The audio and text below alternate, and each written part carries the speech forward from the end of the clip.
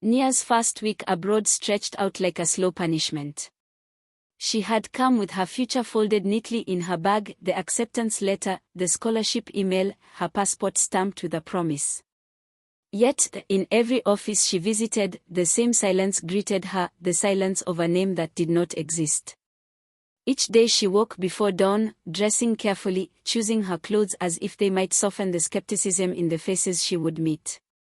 She walked across the frosted campus, her breath forming ghosts in the cold air. Students hurried past her, their laughter rising in clouds of steam, their lives already written into the university system. Their names carried weight here. Hers did not. The faculty secretary's bored voice repeated in her head long after she left the office.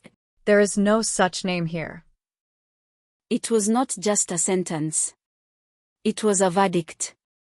She replayed it as she stood in line at the cafeteria, as she tried to navigate the buses, as she returned to her small dorm room each evening.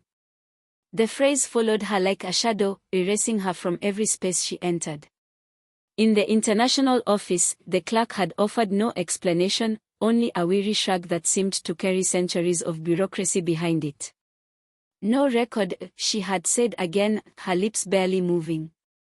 To the clerk, Nia was just another file that didn't exist. To Nia, it was her life. She began to notice how the students around her looked at her. Not cruelly, not directly, but with a vague curiosity, like a misplaced object in the wrong room. One or two asked where she was from, and when she said Kenya, their expressions froze into polite confusion, as if they couldn't quite place it on the map. A lanky volunteer student tried to comfort her, saying quietly, "It happens sometimes, mistakes with Africans." He had smiled kindly, but the word mistakes struck like a blade. She walked away before he finished speaking. Days blurred. She tried to reach someone in administration through email, but her messages bounced back with automated replies. She called numbers listed on the university's website, but was met with endless ringing, or a brisk voice speaking too quickly in a language she didn't understand. Her phone bill grew, while her hope shrank. At night, her family's messages came in waves. Her mother sent blessings in Kiswahili, her siblings asked for photos of lecture halls, her cousin teased her about finding a European boyfriend. The weight of their expectations pressed against her chest. They believed she was already seated in classrooms, already beginning the future they had all invested in. She wanted to type back, "I am not in any class. I am not even a student here." But she couldn't. To confess that truth was to betray them, to collapse the dream they had carried with her. So she lied with silence. Her dorm room became a cell of waiting. She taped her acceptance letter to the wall above her desk, as if the official seals might protect her, as if paper could fight against systems that had already dismissed her. Each time she looked at it, the words blurred. A letter from a university that claimed not to know her. Proof of something that everyone around her denied. The weather turned colder. She bought a cheap second-hand coat from a street market, its sleeves too short, its smell of dust clinging to her. She walked the city streets with her head lowered, trying to blend into a place that seemed determined to reject her. She saw groups of students gathered in cafes, flipping through textbooks, building friendships. She saw posters advertising lectures and film nights, events she could not attend because she had no student ID. She walked past the library doors, stopping only to stare at the scanners that granted entry to others but would never open for her.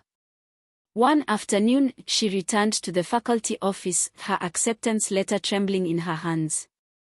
She placed it on the desk, sliding it forward like evidence in a trial. The secretary glanced at it briefly before pushing it back toward her with 2 fingers. "We cannot help you," she said flatly.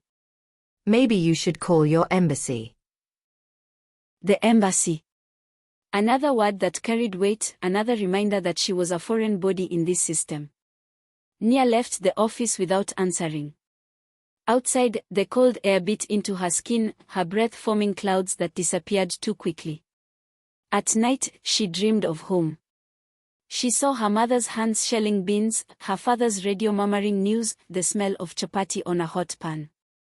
She woke with tears drying on her cheeks, the sterile dorm walls pressing in closer.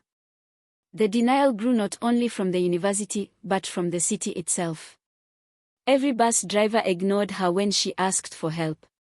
Every shopkeeper switched to rapid local language when she entered.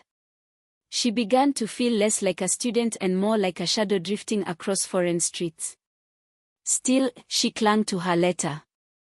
She folded and unfolded it until the creases were thin, until the ink smudged slightly at the edges. In the silence of her dorm, she whispered her own name aloud, over and over, as if saying it enough times could write her back into existence. Nia Okoth. Student. Kenya. Accepted. But the walls did not answer. And outside her door, the campus carried on, as if she had never been there at all.